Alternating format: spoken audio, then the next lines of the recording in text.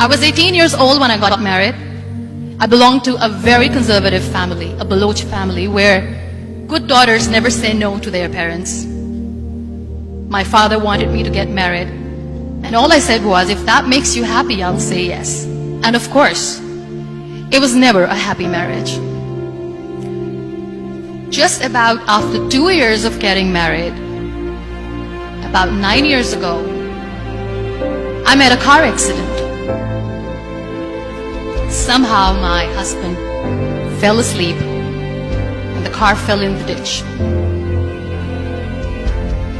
He managed to jump out, saved himself. I'm happy for him. But I stayed inside the car and I sustained a lot of injuries. The list is a bit long. Don't get scared. I'm perfectly fine now. Radius ulna of my right arm were fractured. The wrist was fractured. Shoulder bone and collarbone were fractured. My whole rib cage got fractured. And because of the rib cage injury, lungs and liver were badly injured. I couldn't breathe. I lost urinary bowel control. That's why I have to wear the bag wherever I go. But that injury that changed me and my life completely as a person and my perception towards living my life was the spine injury. 3 vertebrae of my backbone were completely crushed and I got paralyzed for the rest of my life. So this accident took place in a far-flung area in the outskirts of a very small province, Balochistan, where there was no first aid, no hospital, no ambulance. I was in the middle of nowhere in that toppled car. Many people came to rescue. They gave me CPR. They dragged me out of the car. And while they were dragging me out, I got the complete transection of my spinal cord. I finally ended up in a hospital where I stayed for 2.5 months. I underwent multiple surgeries. Doctors have put a lot of titanium in my arm. There's a lot of titanium at my back to fix my back.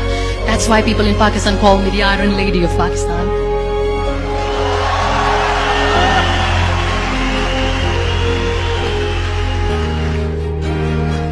Those 2.5 months in the hospital were dreadful. I will not make up stories just to inspire you. I was at the verge of despair. One day, doctor came to me and he said, well, I heard that you wanted to be an artist, but you ended up being a housewife. I have a bad news for you. You won't be able to paint again because your wrist and your arm are so deformed, you won't be able to hold a pen again. And I stayed quiet. Next day, doctor came to me and said, your spine injury is so bad, you won't be able to walk again. I took a deep breath and I said, it's all right. The very next day, doctor came to me and said, because of your spine injury and the fixation that you have in your back, you won't be able to give birth to a child again. That day, I was devastated. I still remember, I asked my mother, why me? And that is where I started to question my existence. Why am I even alive? What's the point of living? I cannot walk, I cannot paint, fine, I cannot be a mother. And we have this thing in our heads, being women, that we are incomplete without having children. I am going to be an incomplete woman for the rest of my life. What's the point, soul? My mother said to me, this too shall pass. God has a greater plan for you. I don't know what it is, but He surely has.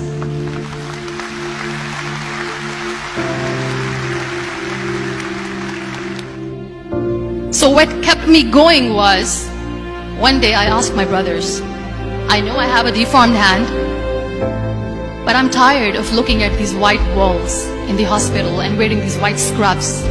I'm getting tired of this. I want to add more colors to my life. I want to do something. Bring me some colors. Bring me some small canvas. I want to paint.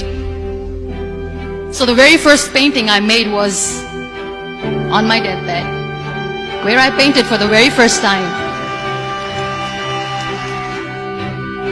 There were a lot of infections in my body, a lot of allergies. So doctors wanted me to lie down on the bed straight for not 6 months, for not 1 year, for 2 years.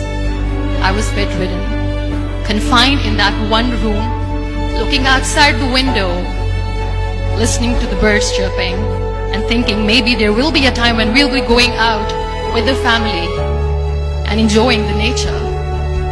That was the time where I realized how lucky people are, but they don't realize.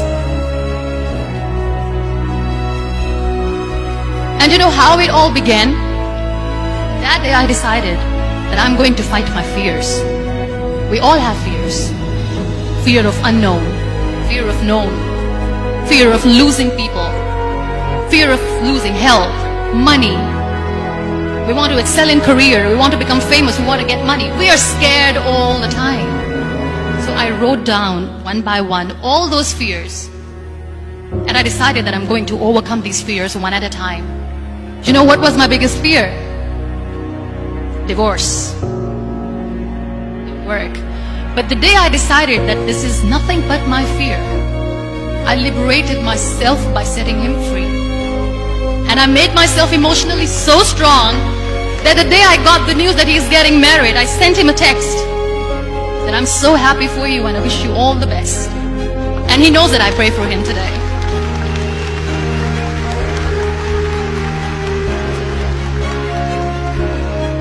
My biggest fear, number 2, was I won't be able to be a mother again. And that was quite devastating for me. But then I realized there are so many children in the world, all they want is acceptance. So there is no point of crying, just go and adopt one. And that's what I did.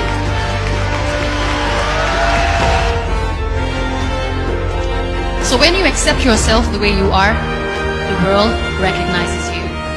It all starts from